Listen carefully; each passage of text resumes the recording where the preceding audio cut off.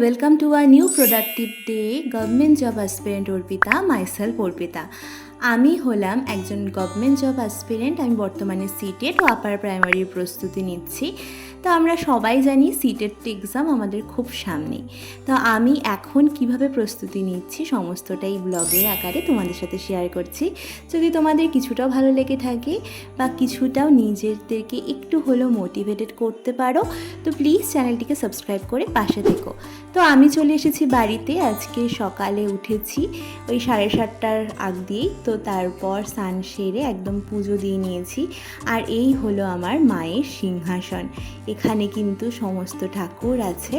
আর অনেক দিন পর বাড়িতে এসে সমস্ত ঠাকুরকে পুজো দিয়েও কিন্তু মনটা ভরে গেল। আর মা ভিজিয়ে রেখেছিল আমন্ড বাদাম, তো সেটাও এখন খেয়ে নিলাম। তারপর যথারীতি পড়তে বসে পড়েছি। আজকে ফার্স্টেই করছি এই উইকের যে স্টাডি প্ল্যান, তো সেইগুলো কি আমাকে এখন কভার করতে হবে। তো এখন যাদের সিটেট পরীক্ষা সামনেই তাদের তো মোটামুটি সিলেবাস এখন কমপ্লিট হয়েই গেছে। এখন আমাদের যতটা সম্ভব আমাদের কিন্তু এখন প্র্যাকটিস আর হলো রিভিশন, এটাই করতে হবে। কারণ যত আমরা জিনিসটাকে বারবার রিভিশন করব ততই কিন্তু আমাদের মনে থাকবে। প্রিভিয়াস ইয়ার কোশ্চেন পেপার, তারপর মক, এই সমস্ত কিছু দিতে গিয়ে বর্তমানে যেটা বুঝলাম সেটাই তোমাদের সাথে শেয়ার করছি। তো তার আগে বলে দিই, এই চ্যানেলের যে জার্নির সময় 1 মাস হলো। তো এই 1 মাসে তোমাদের কাছ থেকে অনেক ভালোবাসা পেয়েছি। তো আগামীতেও এরকম ভালোবাসা পাবো। তো চ্যানেলটি র্যান্ডমলি খোলা, সেটা আমি প্রথম ব্লগে শেয়ার করেছিলাম। আর আমিও সিটেটের জন্য প্রিপারেশান নিচ্ছি ওই 1.5 মাসের মতো হলো। তো এই 1.5 মাস প্রিপারেশানে সিলেবাস মোটামুটি যে পুরো কভার করে ফেলেছি এমনটা না, হ্যাঁ সিলেবাস কভার করে ফেলেছি। আর কতটা অ্যাকোয়ার করতে পেরেছি সেটাই কিন্তু মোদ্দা কথা। তো সেটাই তোমাদের সাথে শেয়ার করছি। তো কোশ্চেন পেপার সলভ করতে গিয়ে যেটা বুঝলাম যে এমন অনেক টপিক আছে যেটা আমরা একটা বইয়ের মধ্যে কিন্তু, যেহেতু একটা বই ধরে আমি পড়ছিলাম, সাথে হলো ইউটিউবের ক্লাস করে করে আমি নোট ডাউন করছিলাম। তো তার মধ্যে কিন্তু এমন অনেক টপিক বাকি থেকে যাচ্ছে যেটা হচ্ছে আমি পড়িনি, মানে প্রথমবারের মতো শুনছি।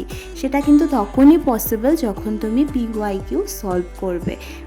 আর স্টাডি প্ল্যান করে আমি কিছুটা পড়াশোনা রিভিশন করে নিই। আর এদিকে দেখো মা সকালের খাবার আমাকে খাইয়ে দিচ্ছে। তো আমি বাড়িতে আসলে এই জিনিসটা কিন্তু ছাড়ি না। মানে এটা হয়তো সমস্ত বিবাহিত মহিলারাই বুঝতে পারবে, রিলেট করতে পারবে।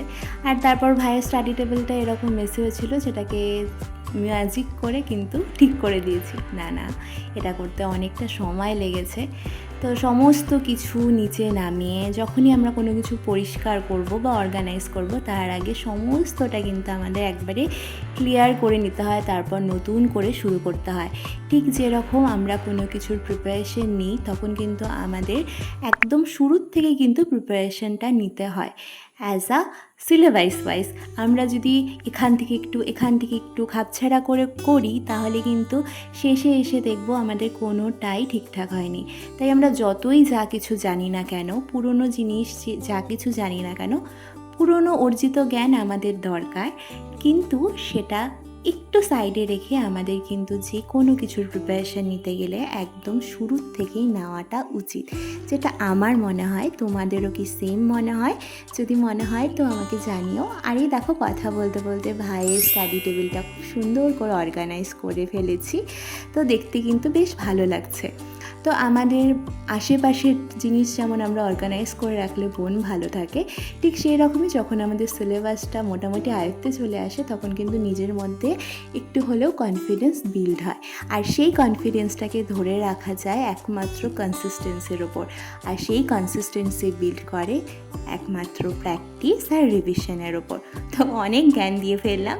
আর এরপর আমার লাঞ্চের টাইমও হয়ে গেছে। আর আজকে যেহেতু ছিল নিরামিষ, তো মা এত কিছু রান্না করেছে। এখন খাওয়া দাওয়া কমপ্লিট করে চলে গেছিলাম বিকেলবেলায় আমাদের এখানকার জাগ্রত মন্দির ময়নামাতা কালীবাড়ি। তো তোমরাও দর্শন করো। তো পরীক্ষার আগে ঠাকুরের কাছেও এসেছিলাম একটু মনটাকে শান্ত করার জন্য। এই ছিল আজকের ছোট্ট ব্লগ। কিছু যদি ভালো লেগে থাকে তো আমার এই যাত্রার পাশে থেকো। তো যাওয়ার আগে আরেকবার রিমাইন্ডার দিয়ে যাই, let's learn, work hard, achieve our dreams together. চলো টাটা।